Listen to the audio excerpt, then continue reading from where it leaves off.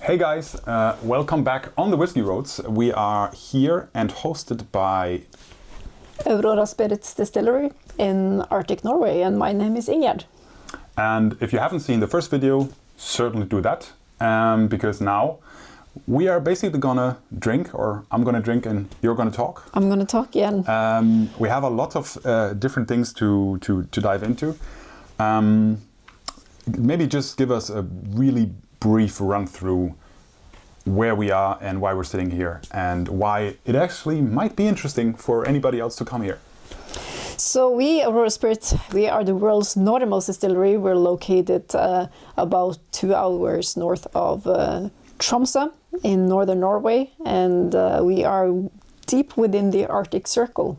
So Arctic single malt whiskey is what we're tasting here today.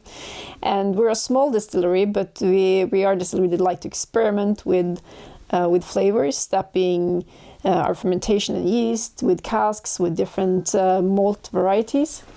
And so we're going to taste a little bit of a selection here today, because we have some fun things in the warehouse. Crazy. I mean, we have been in the warehouse today also, and I can't wait to sort of share all of that with you guys, maybe on the road at a certain point, because you have a vastly diverse warehouse, and some of the fermentation nerd shit in there, excuse my French, is just mind-blowing. For a whiskey geek like me, the longer you're into whiskey, I think at a certain point you can't get around talking about fermentation. Yeah.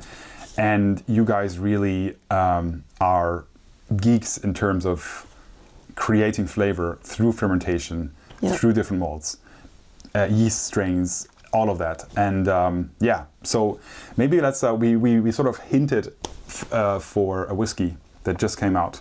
We did in the last video. So let's try that, and you explain to me and everybody else what it is and what might be special about it.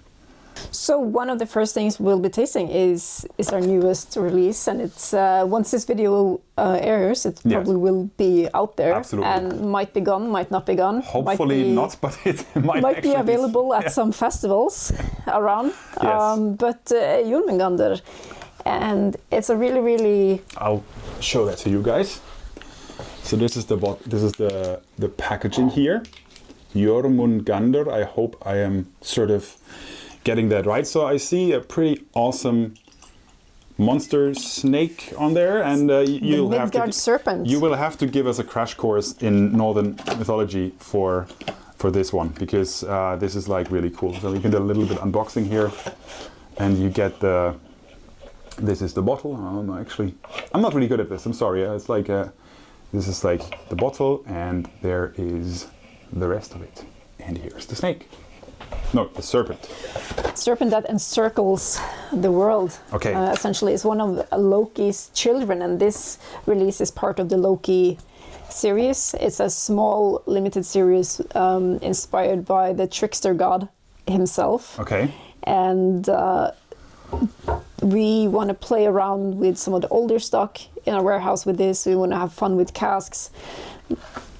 It's Loke, so it is supposed to be a little bit unpredictable, both in how it shows up, where it shows up, but also in the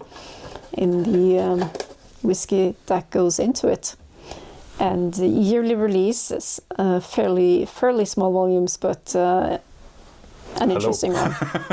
An interesting one. Okay, so to understand that, Loke is basically your series of freaky releases, of small batch releases, of and I think one of your colleagues told me that this is also one of the oldest releases you have done so far. It is.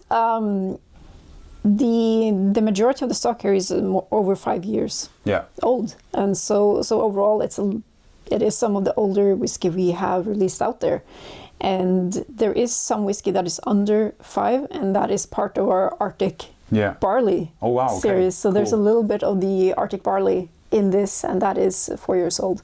Okay. So we can't write 5 years on it, but the majority is so fun. What is what do I have to expect? Like, what is Arctic barley? Like, what does it mean for you? Because I know that you guys are really excited about this.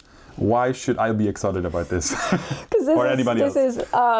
This is furthest north in this world you can grow barley, and it's not even about growing the most amount of barley or the most efficient in terms of brewing, but it's just like growing a type of barley. We have our climate is rough. We have 8 months of winter, and it's a race against time to get the barley, you know, ready for harvest. And some years we even got to harvest before, you know, the snow is coming, so we just got to get it. You know.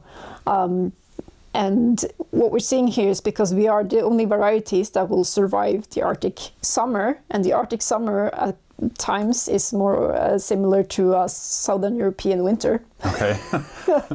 It's not uncommon to see down to 8 degrees Celsius and strong winds from the north in July. Yeah. It's not uncommon.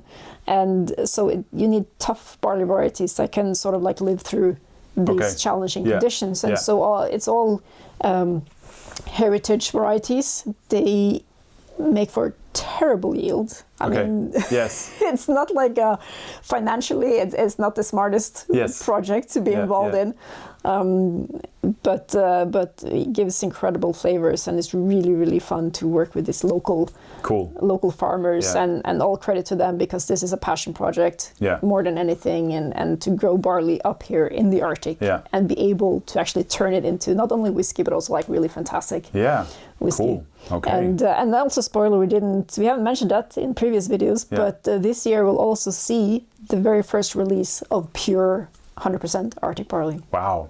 Okay. Cool.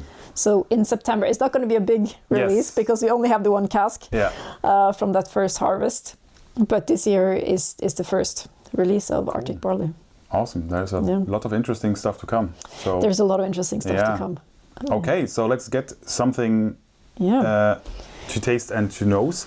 We are looking at the Loke, and what are we looking at in terms of, I mean, usually as a whiskey person you ask about the casks, but is that the most interesting thing here? Because you already said like there's a part of Arctic barley in here, there is a, you mentioned something before. So there's I think it's a fun cask combination here going on, because the majority of the whiskey spent the first part of his life on French. Before you say something, I just want to, because I probably, as soon as you mentioned that to me, my head will be, of course I have it. So I just want to, maybe, if it's fine with you, let's sort of nose it, throw out some flavors, some tasting notes, and then you tell me what we're dealing with here. Because of the first impression I have is very sweet, but at the same time very savory. I think this one is like if a drop of water goes a long way in this one. So I don't know if you want to taste it before or after. I'll definitely try it neat first and then maybe play around a little bit with water, but it's like super sweet, but there's also like a funky cereal note in there in terms of like almost like a, how do I call it? It's quite strange to say. Like soup, like an umami kind of flavor that I can't just pinpoint. It's some sort of cereal, but I can't really say exactly what I feel. Maybe it's from some tea, also like herbal tea. I can be involved. So it's certainly there's a lot going on, and I'm very curious to try it, and I'm very curious to put some water in to see if anything will change. But so now because I interrupted you. Do you want to taste first before I?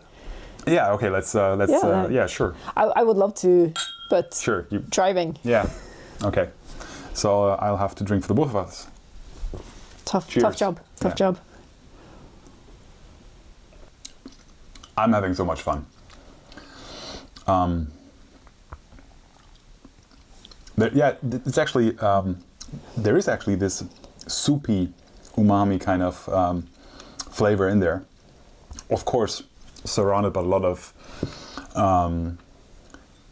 sweetness, a lot of intense, but there's, I think it's maybe tannins that give me this umami type of direction, because I feel there's a lot of oak in there, but I can't really pinpoint much more.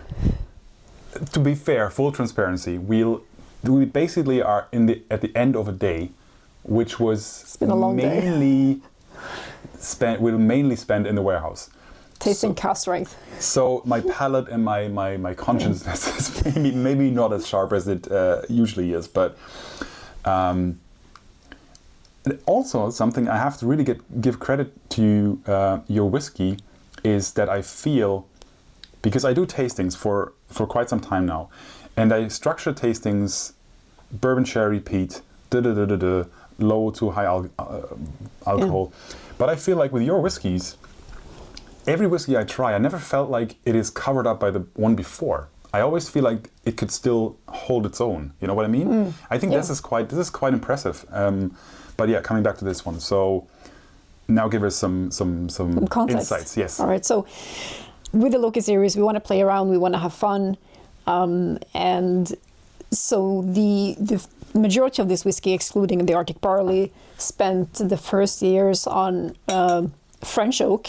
And we're looking at fairly fancy French wine casks, STR. I'm not allowed to mention the name, but it's basically a premier cru from Bordeaux. Okay. And then we so it's like, okay, this is fun, this is interesting. Yeah. There's a lot of oak to it. How can we sort of like balance that out? And we had some, or we got an offer for some what's called a crème brûlée cask, and I've gotten so many requests from our partners abroad. What is a crème brûlée cask? But essentially, it's a bourbon cask that's been seasoned with maple syrup, and then it's been lightly charred afterwards. Okay, awesome. So we've thought that this like it's very high-end French red wine STR cask with this sort of like, what even is this? Okay, so this is basically like a bit of a French release then, in terms of the cask combo, to say the least, like a bit of spiky French. Oh, interesting. Yeah, it certainly opens up with a couple of drops of water. It does. And it's for those who've been requesting higher ABVs from Bivrost, this is now at 50. Nice. And of course, as I expected, sort of, now that you said the word crème brûlée, my head is sort of like, oh yeah, of course. That's exactly why I love to do also blind tastings, to sort of not give people too much impressions of what they're actually getting. But yeah, it's like quite. I'm still looking for the. There's some sort of fruity note in there that I can't really pinpoint. But there's no sherry in here, right? No. Because it's like the wine cask. You said wine cask and recharred maple syrup, sort of. There's sherry in that the Arctic barley is on second fill sherry. Okay. So there might be a hint. Because from there, there's some sort of plum, not raisins, but darker dried plum-ish aromas in here, and I also can taste that. But it's very. I'm not sure that's from the Arctic though. Like we tasted the Arctic, and it's not heavy on the sherry at all. I think there's also some herbal notes that I didn't pick up in the first round. Maybe that is what I meant when I said soup, not in terms of herbs, in terms of heather, but in terms of in Germany we put some herbs in the soup to make it tasty, and there's, I don't know the English word for it, to be honest, but it's like some greenish flavors also. Yeah. No, it's a fun one, we think, in-house, and it's been really, really fun working on this blend. And it's also really exciting to put some of our older stock out there. And again, we were fully aware we're a young distillery. We can't rush whiskey, and working with the temperatures that we do, it is challenging. But awesome. But having this, again, smaller volumes, and I know not everyone's going to be able to get hold of this, but if you want to do sort of like cool things, sometimes you need to keep the volume fairly low. And as much as I hate to say this, but I'm just a sucker for cool packaging, and I mean, this is pretty cool. Like I've also seen the Fenrir with the wolf. That's also really, really cool. For me personally, fortunately, that wasn't my favorite Bivrost whiskey. I preferred the Heimdallr, which is still available. I think this is a really, really cool version of your whiskey. Yeah, this is quite interesting. Yeah. Yeah, and it should be said, like, people comment on our packaging quite a lot, and you know, it's marketing, and they say you go through a lot of efforts, and we do. And you know what? It's, to be fully transparent and very honest, we do it mostly because we find it fun. It's like, it's really, really fun to work with this and to create these like really cool concepts, and we know it. A lot of our fans and followers appreciate it, but it makes for like really interesting work to play around with this and this Norse concept, but also the artwork, working with artists.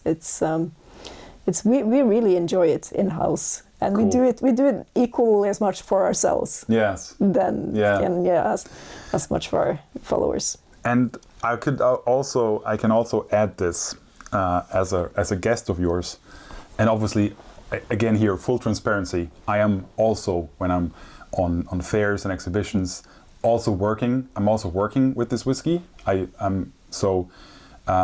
still, I feel at the moment I'm more here as a guest, and enjoying this great opportunity to really dive into and understand your whiskey. But I can really underline that you're really having fun with it, and you're really also really geeky about it. You really because that I don't really know that much about Northern mythology, but we had a conversation earlier that day where you asked me about my opinion about something, with one of your very nice colleagues, and she was like explaining all the surroundings. I was like, okay, wow, okay, and I really understood that. Okay, these guys are really. That's not just marketing bull for them. They're really deep rooted in this thing and this mythology, and it's not just like we're not slapping something on it and think this is like selling really well, but it's it's part of your identity. I mean, it's like, one thing is that it is our history and our heritage, but we do take it quite seriously, and we work with historians, we work with archaeologists, and so it's probably worth mentioning, like the logo for the Loke Series. It's modeled after a pendant found in a Viking grave in Lofoten, which is some hours south of here. So it is like a genuine piece of jewelry from that time that historians think would portray Loke, the character. So we really enjoy these things, and bringing back historical things and pieces and stuff that might not be known to everyone. And the different collections that we release, they focus on different elements of storytelling. But we do try to make it as authentic as we can and have fun with it at the same time. And we take it seriously. Cool.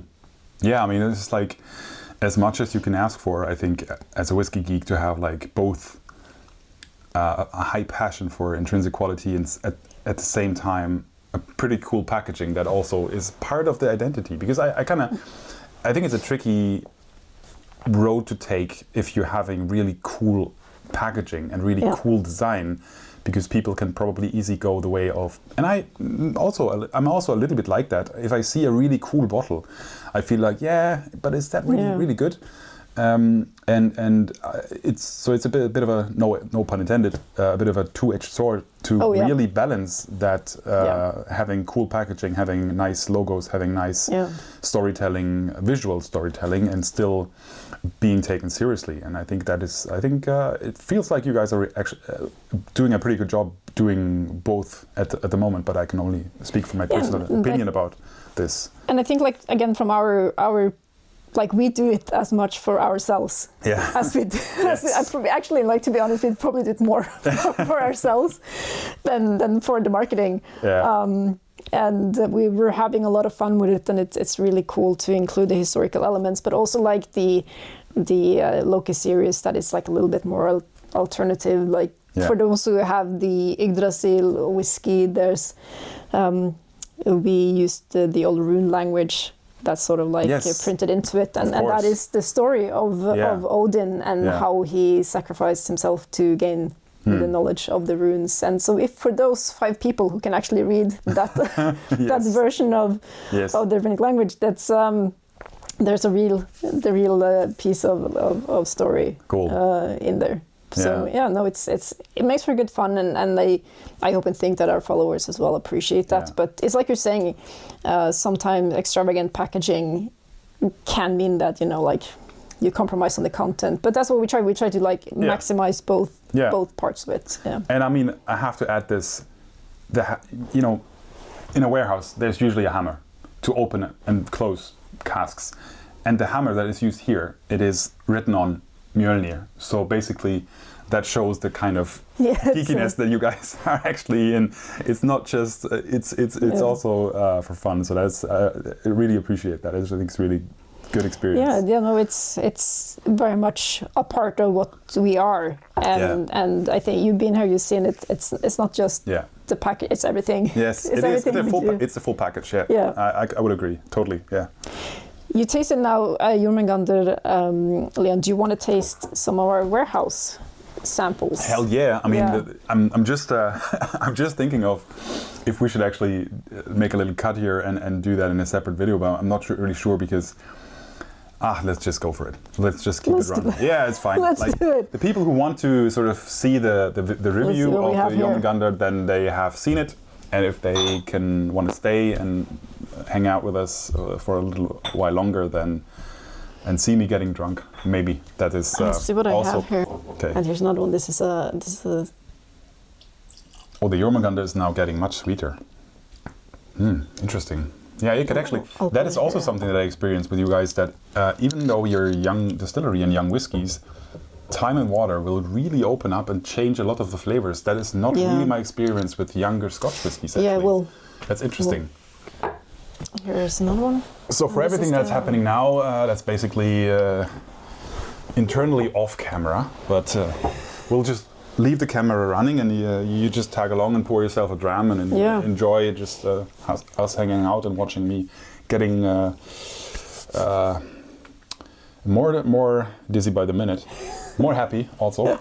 So this is like a lot of interesting bottles sitting in front of me. What are we looking at? So we're looking at we have a mezcal, we have an Oloroso. Both of these are cask strength, and then we have the peated at 50%. So I think that's like an interesting. Awesome. Mezcal, I mean, I'm not a big mezcal drinker itself, but usually I think it is a really interesting combo to have these two liquids. And again, cask strength, we might want to add a drop of water at some point. Here we go. This is like, this is a mezcal cask matured, and it was put in the cask in 2021. Is that correct? Correct. Cool. Wow. Holy smokes. I haven't tested this. Oh God. Excuse my French once again. Yep. Like I said, I mean, this is really crazy. I would just love to be able to share this with anybody in the world, not just visually, but taste and flavor-wise.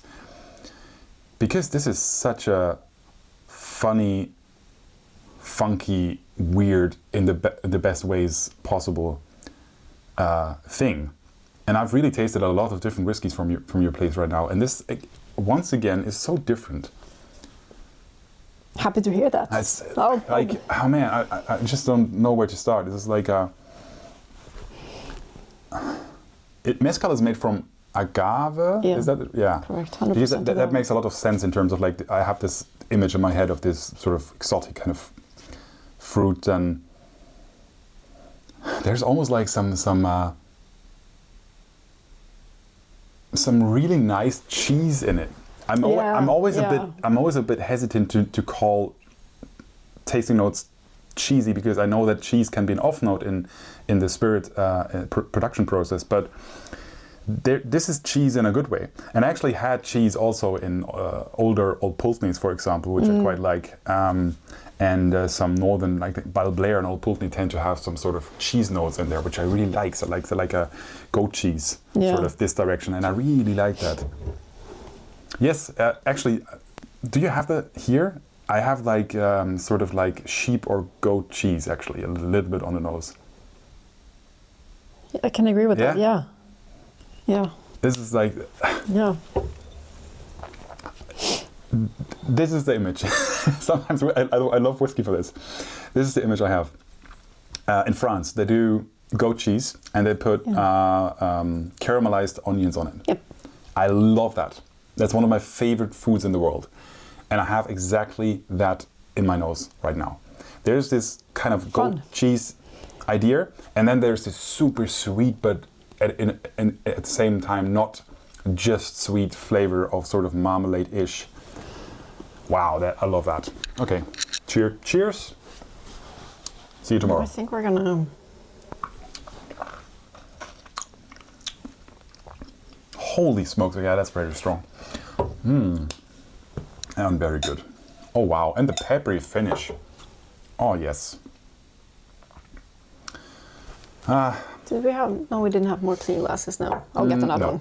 No. Because I want your opinion on something else before we... I mean, that's a banger. That is really nice. Nice black pepper in the finish. Okay, I mean, when do we have to get it up to more? Like 6 o'clock or something? Yep. That's gonna be a rough one. Yeah, I mean, whew. You only live once. You only once.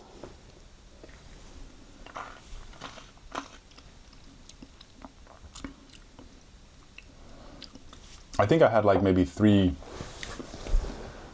5 to 8 different mezcal whiskies yet, and that's by far my favorite. That is so good. We tasted one of our mezcal casks, and I also brought to the table a sample of our peated whiskey, because we are doing a peated core range coming out in not too far future. Awesome. And we tasted a little bit in the warehouse, but it was quite cold, so I thought it might be interesting for you to get room temperature taken down to 50%, which will be closer to the release ABV, and you can get a taste of that. I can't wait, and I'm certainly have to take a picture of this, because I will put that, at least that in the video, so people can see. Yes, I mean the peated ones were like bangers. I had a lot of Lafroig sort of images in my head, which is, I think, not the worst association you can have. No. I definitely take that as a compliment too. Once again, this is like, yes, I'm getting heavy Lafroig vibes here. This is a amontillado sherry cask. Yep. As my my reading skills are telling me from the bottle. Slange. Cheers. Skål. Skål.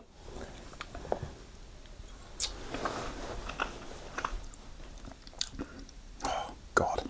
Well, if that's your peated whiskey, then I can't wait for the peated release, because that is pretty decent. For 3 years old. Tasting stuff. 3 years. Yeah. Wow. Yeah, you can taste that. That is really nice. No, it's our peat is coming along really quite well. Yeah. And we're really excited. What we see is peated malt on our still makes for really good results. And it's partly due to popular demand. We've experimented a little bit in the past, and then I brought stuff to festivals, and people will be like, "Can I buy it? Can I buy it?" And I was like, "Well, we haven't really planned, because you always want a little bit of peat to blend into other things." And I was like, "Well, what the people want, they might give it to them." Of course. So now there's a peated core in the pipeline. Yeah, that's like what I really feel from you guys is this, like what you said in the last video, we're actually trying. We're trying to do this. Like, but now I can see the hustle. I can see the struggle also with the warehouse, and it's not that easy to really get it to the point where it's in the bottle and you can sell it. No, it's a long process. There's a lot of great stuff in there. We do try to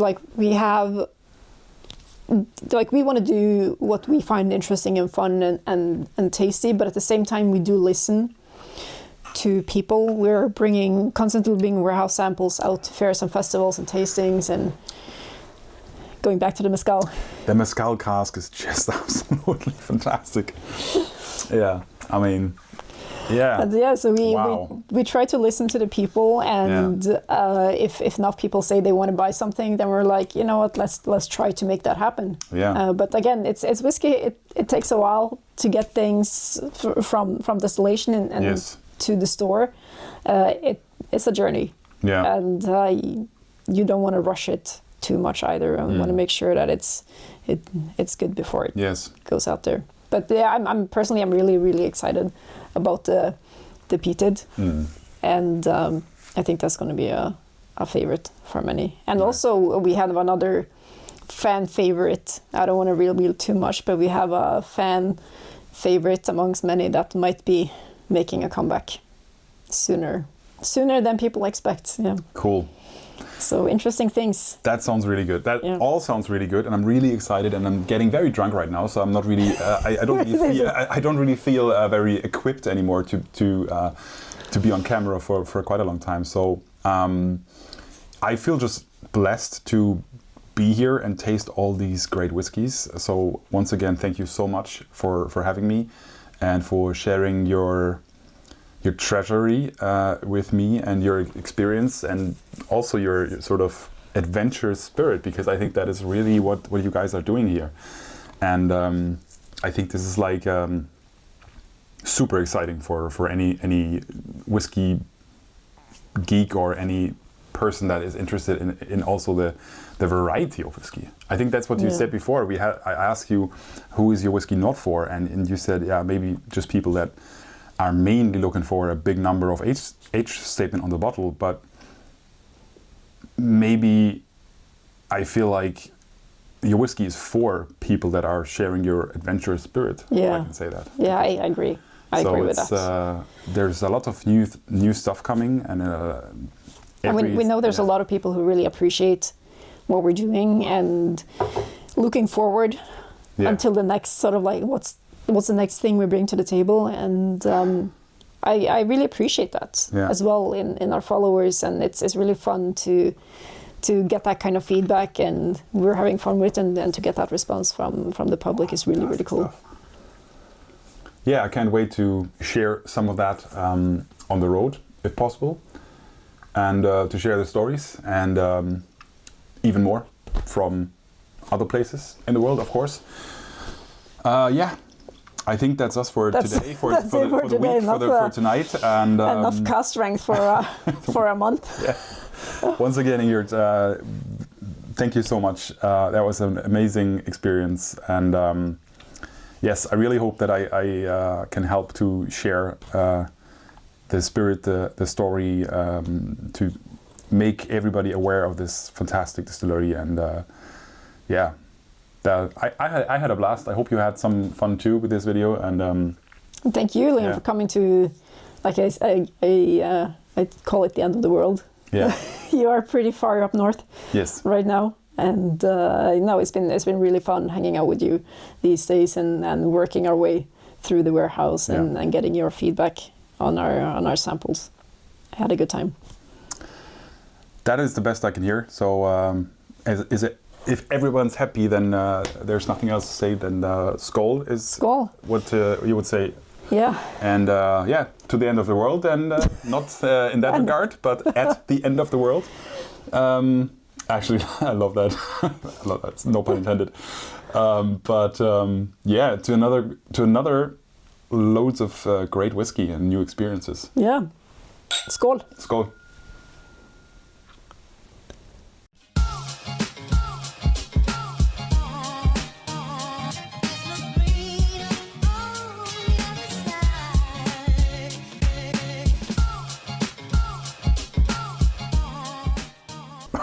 I really had trouble. Not a single. And then it's also a different language, and then you're like, yeah. But I mean, Jesus Christ, that is some really tasty whiskey.